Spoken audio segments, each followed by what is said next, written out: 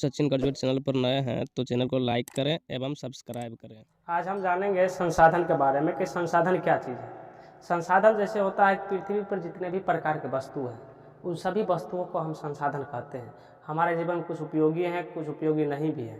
तो संसाधन जो होते हैं ना वो दो प्रकार के होते हैं। एक होते हैं प्राकृतिक संसाधन, एक होते हैं मानव निर्मित संसाधन। जैसे यहाँ पर देखिए प्राकृतिक संसाधन और मानव निर्मित संसाधन। प्राकृतिक संसाधन किसे कहते हैं? प्राकृतिक संसाधन हम वैसे संसाधन को कहते हैं जो प्राकृतिक के द्वारा हुआ, जैसे भगवान जैसे मान सकते हैं भगवान के द्वारा निर्मित हुआ है। जैसे पहाड़ है, पठार है, मैदान है, ये सब क्या है? प्राकृतिक संसाधन है। मानव निर्मित संसाधन निर्माण मानव ने किया है। जैसे हो गया घर हो गया, बस हो गया, रेलगाड़ी, हवाई जहाज, ये जो निर्माण हुआ है ये मानव निर्मित संसाधन है। प्राकृतिक संसाधन चार प्रकार के होते हैं। एक स्वामित्व के आधार पे, एक उपयोगिता के आधार पे, एक उत्पत्ति के आधार पर, एक विकास के आधार पर। हम बारी बारी से समझते हैं कि इसके प्रकार व्यक्तिगत संसाधन, सामुदायिक संसाधन, राष्ट्रीय अंतर्राष्ट्रीय संसाधन किसे कहते हैं?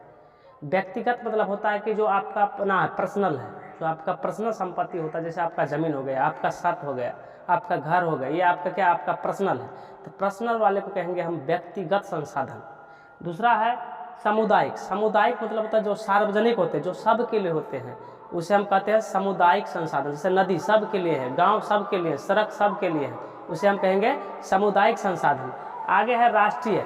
राष्ट्रीय संसाधन क्या चीज़ होता है? राष्ट्रीय का मतलब ये होता है जो हमारे भारत के अंदर में जितने भी संपत्ति, जिस भी प्रकार के, निजी हो या सरकारी हो, जो भी संपत्ति हमारे देश के अंदर में है उन सभी संपत्ति को हम कहेंगे राष्ट्रीय संसाधन कहेंगे। और अगला है अंतर्राष्ट्रीय। अंतर्राष्ट्रीय मतलब होता है कि विदेशों के लिए, जो देश के अंदर में भी बाहर भी कुछ संपत्तियां होते हैं जिसे हम अंतर्राष्ट्रीय, यानी देश के बाहर के जो भी संपत्ति लगानशील होते हैं, जो भी देश में फैक्ट्री वैक्ट्री लगाते हैं, जो बाहर के संपत्ति होते हैं और जिस देश को होते हैं हम उससे हम कहते हैं अंतर्राष्ट्रीय संसाधन। आगे है उपयोगिता के आधार पर दो प्रकार के, एक नवीकरणीय, एक अनवीकरणीय।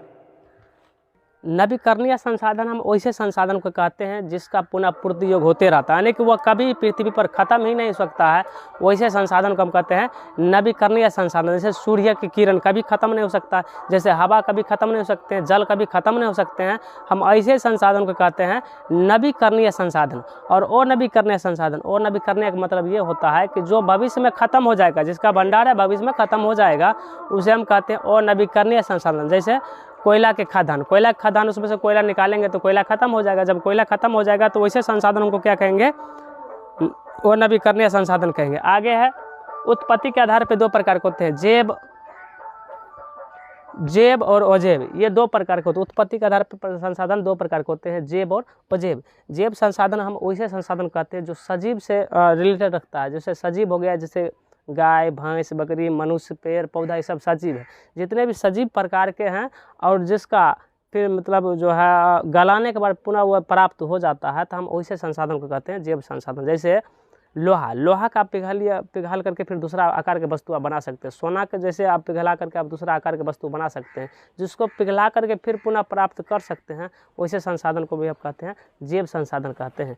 आगे है अजैव। अजैव हम ऐसे संसाधन को कहते हैं जो निर्जीव से रिलेटेड रखते हैं। जैसे हो गया आपको निर्जीव जो भी पदार्थ होंगे ना उसे हम अजैव संसाधन कहते हैं। जैसे आपको हो गया डीजल, पेट्रोल, किरासन तेल, ये भविष्य में ख़त्म हो जाएंगे, ये नहीं रहेंगे, तो ऐसे संसाधन को कहते हैं अजैव संसाधन कहते हैं।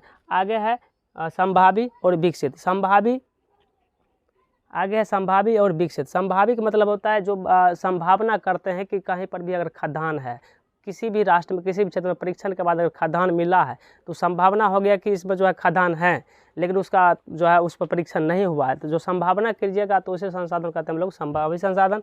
आगे है विकसित। विकसित मतलब होता है जिसका मतलब समुचित रूप से विकसित हो चुका है, मतलब जिसका कारोबार पूरा ढंग से किया, परीक्षण कर लिया गया कि हाँ यहाँ पर है, अब यहाँ पर कारोबार लगा करके उसमें से खदान निकाले जाएंगे, हम उसे कहेंगे विकसित संसाधन। तो आप लोग आप समझ गए होंगे ये जो भूगोल का ये 10वीं का प्रथम पाठ का पूरा जो है चैप्टर अब खत्म हो गया। धन्यवाद।